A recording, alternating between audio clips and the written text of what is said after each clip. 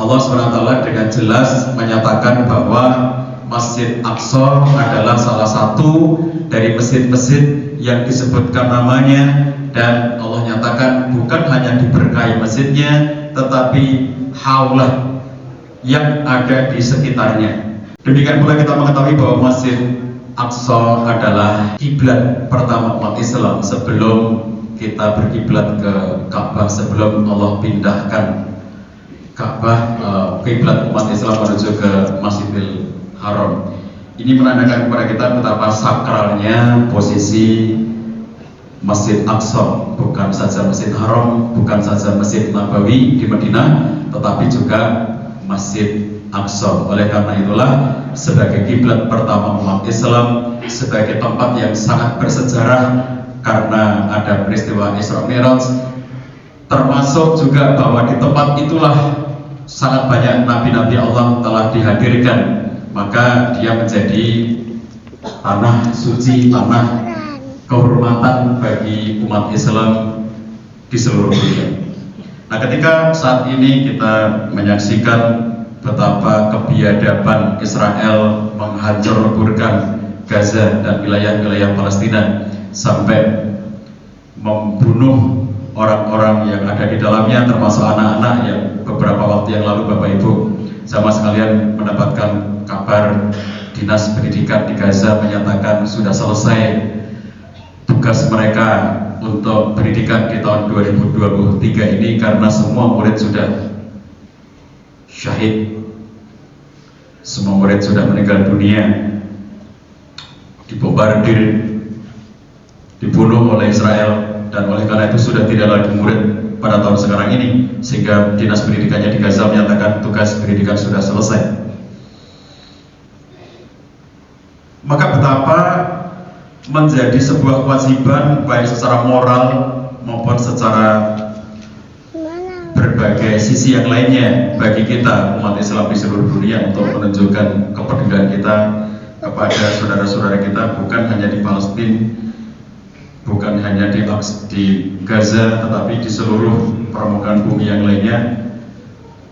Sebagaimana Nabi SAW telah menyatakan, masalul mu'minina fi tawaddihim wa tarahumihim wa ta'atufihim masalul jasad idza ishtaka minhu udwun tada'a lahu sa'irul jasad bil bisahr wal humma.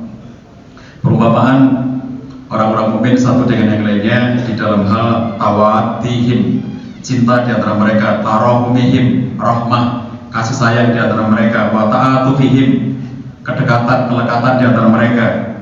Masalul jasad seperti tubuh idastaka minhu udwun, apabila salah satu bagian tubuhnya itu merasakan sakit, tada alahu sa'irul jasad, maka seluruhnya anggota tubuh itu merasakan sakit, bisahar yang membuat dia nggak bisa tidur, terjaga terus, wal humma, dan merasakan panas yang tidak nyaman.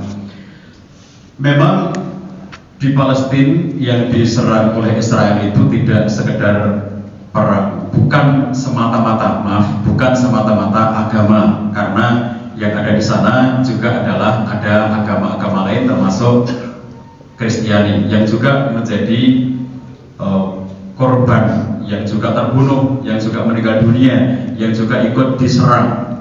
Memang tidak semata-mata persoalan dengan umat Islam, tetapi kita lihat bahwa mayoritasnya adalah umat Islam, dan oleh karena itu jangankan ada banyak umat Islam yang dipersoalkan, yang dibunuh, yang dibantai, sedangkan ada satu saja umat Islam di belahan dunia ini yang merasakan sakit, maka Nabi SAW menggambarkan rasa sakit yang dirasakan itu menjalar ke seluruh anggota tubuh yang lainnya. Satu anggota tubuh sakit, maka yang lainnya terjalar pula. Jadi apakah kita sekarang juga merasakan sakit itu ketika tiap hari menyaksikan bagaimana Gaza dibombardir?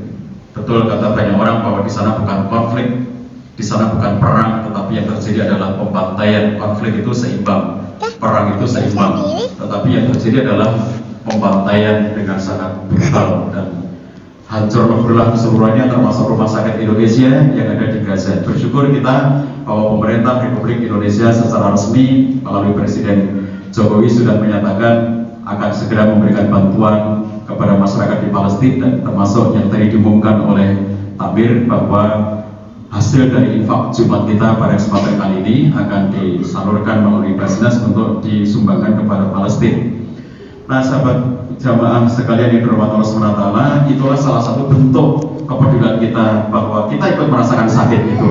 Kata salah seorang ustadz dalam sebuah ceramahnya, mungkin Bapak jamaah semuanya pernah mendengar video beliau, jangan-jangan kita ikut membunuh rakyat Gaza itu karena mereka butuh obat dan kita tidak membantu. Mereka butuh makanan dan kita tidak membantu. Mereka kelaparan, mereka butuh pengobatan, mereka butuh fasilitas dan kita tidak membantu. Maka kata beliau, jangan bilang bahwa kamu tidak membunuh orang-orang Gaza, karena kalau kamu tidak ikut terlibat dalam proses membantu mereka, sumbangan tidak sampai kepada mereka, maka bagaimana dikatakan bahwa kamu tidak membunuhnya?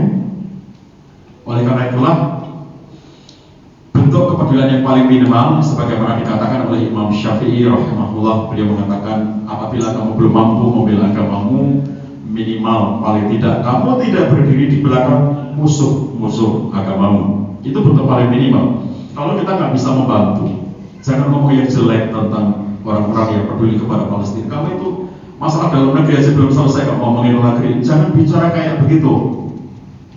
Kalau kita belum bisa membantu, diam itu lebih baik daripada kita menghalang-halangi orang untuk membantu Palestina dengan mengatakan ngapain peduli yang jauh-jauh, yang dekat aja masih banyak yang perlu diperhatikan.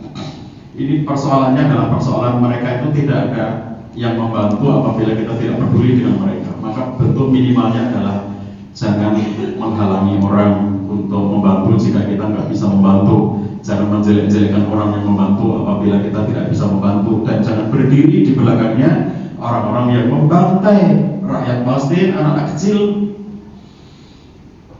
ketika kita belum bisa membantu mereka. Itu bentuk yang paling minimal. Bentuk yang lebih dari itu adalah kita mendoakannya, terus-menerus kita mendoakannya. Dan bentuk berikutnya lagi adalah kita membantu dengan apa yang kita bisa bantu. Jika Bapak jamaah sekalian berkenan memberikan sebagian hartanya di masjid ini pada hari ini, pada saat ini, akan semuanya seperti kata Tampil tadi dikelola oleh Basnas dan akan diserahkan sebagai sumbangan kepada Palestina. Ini bentuk nyata kita. Kelak ketika ditanya Allah SWT, apa yang sudah kamu lakukan? Bentuk minimalnya doa, bentuk minimalnya bantuan yang bisa kita lakukan, dan bentuk minimalnya lagi adalah share kepedulian terhadap Palestina. Kenapa semangka menjadi simbol saat ini? Seluruh masyarakat dunia menggunakan simbol buah semangka untuk pembelaan terhadap Palestina, karena tahun 1967 ketika Israel melakukan pendudukan terhadap beberapa daerah di Palestina, mereka melarang warga Palestina untuk mengibarkan bendera Palestina. Kebayang nggak bahwa satu negara dilarang untuk mengibarkan benderanya sendiri? Sakitnya kayak apa di tempat Indonesia apabila kita dilarang mengibarkan bendera kita sendiri?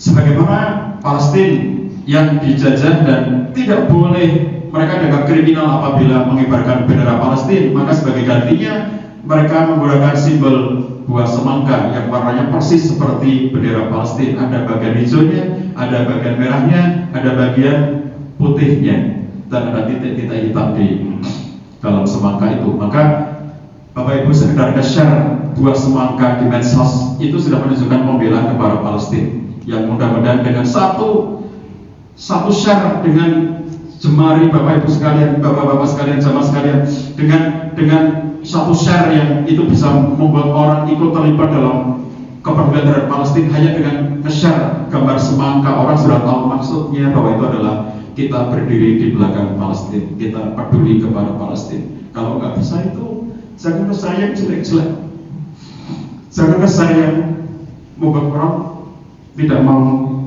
membela Palestina. Cukup diam kalau tidak mau membela Palestina, tapi jangan berdiri di belakangnya musuh-musuh itu. Oleh karena itulah, Bapak sekalian, marilah kita berdoa kepada Allah SWT. Mudah-mudahan Allah kuatkan kita agar kita selalu berada dalam keimanan kepada Allah SWT dengan menunjukkan keimanan yang teguh sampai akhirnya kita akan Allah panggil kelak kita akan menolong Allah dalam kondisi husnul khotimah, kita dicatat sebagai orang-orang yang istiqomah di jalan kebaikan, di jalan Allah sampai akhirat yang indah. Dan mudah-mudahan saudara yang tadi Palestina, mereka mendapatkan kekuatan dari Allah SWT yang telah meninggal dicatat sebagai syuhada, yang masih hidup diberikan kekuatan untuk terus berjuang mewakili kita semuanya umat Islam yang tidak bisa datang ke sana, yang tidak bisa ikut hadir untuk membela mereka, yang tidak bisa hadir untuk ikut membela Al-Aqsa, yang tidak bisa hadir di sana untuk ikut terlibat dalam proses melakukan pembelaan terhadap tanah suci umat Islam itu. Mudah-mudahan mereka semuanya dikuatkan Allah dalam perjuangannya. Allah kuatkan mereka dan Allah berikan kemenangan kepada mereka semuanya. A'udzubillahi minasyaitonirrajim. Bismillahirrahmanirrahim. Wal 'asri innal insana lafi khusr illa alladziina aamanu wa 'amilus shalihaati wa tawassaw bil haqqi wa tawassaw bis sabr wa qul